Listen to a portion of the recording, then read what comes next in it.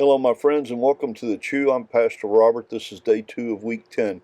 Today we're looking at our first theological affirmation from Philippians chapter 3, faith that fails. Paul is giving us some instruction here that's worth our time.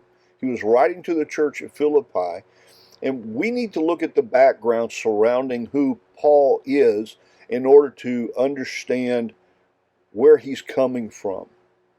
And tomorrow, this is a two-parter. Tomorrow we'll look at people in the Bible who place their faith in themselves, either in the moment of anger, under a moment of pressure, or because of who they were or who they thought they were.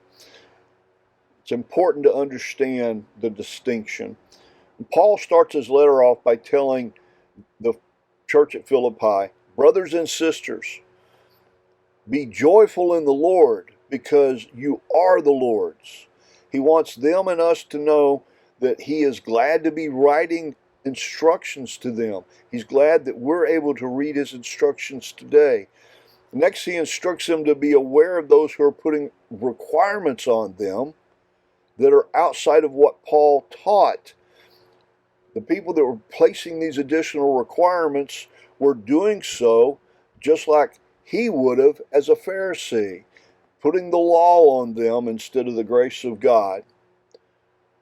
Many seek to place importance on who they are or where they come from in order to give themselves the appearance of authority. Well, Paul goes on to declare his qualifications from that perspective of his heritage and who he was and what his qualifications are in the eyes of man. And beginning in verse 4, he tells us that he's a Hebrew, a legitimate member of Israel. He was born of the tribe of Benjamin, a pure Hebrew. That he's a Pharisee, a keeper of the law. And in fact, he kept it perfectly, which is why you will hear somebody say that Paul was a Pharisee's Pharisee. He lived it with zeal.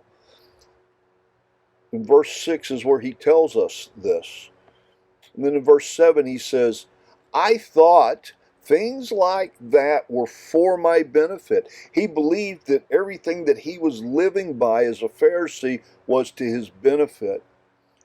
And he felt so strongly about it that he became the chief persecutor of the church. The people who followed the way, followed Jesus, he went after them, and we'll talk about that here in just a moment where you can read that. We're first introduced to Paul when he was still called Saul. That was his given name. And he's present at the stoning of Stephen in Acts chapter 7, verses 54 through 60. You can read that. He stood by approving of this man's stoning. He held the cloaks of those who were casting the stones and approved of it all. Then in Acts chapter 9, Saul has his encounter with Jesus on the road to Damascus, and his life is forever changed.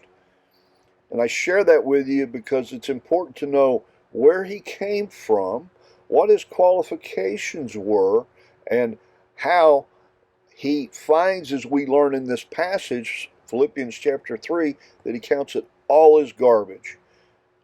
It's important to understand where he came from. In verse 18, Paul says this, I have told you those things many times before. Now I say it again with tears in my eyes. Many people live like enemies of the cross of Christ. The only thing they have coming to them is death. Their stomach is their God. They brag about what they should be ashamed of. They think only about earthly things. End of quote. I find the phrase very interesting. Their stomach is their God. I believe, and I invite you to have a conversation with me about that. If you believe differently, leave me a comment. But Paul here is saying that their appetite for earthly things, for power, position, and authority, those things are their God. And that's what they fill their stomach with.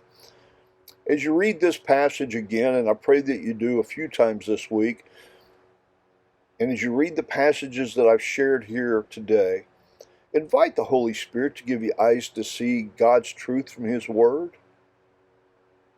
Have a receptive heart and mind to receive these truths.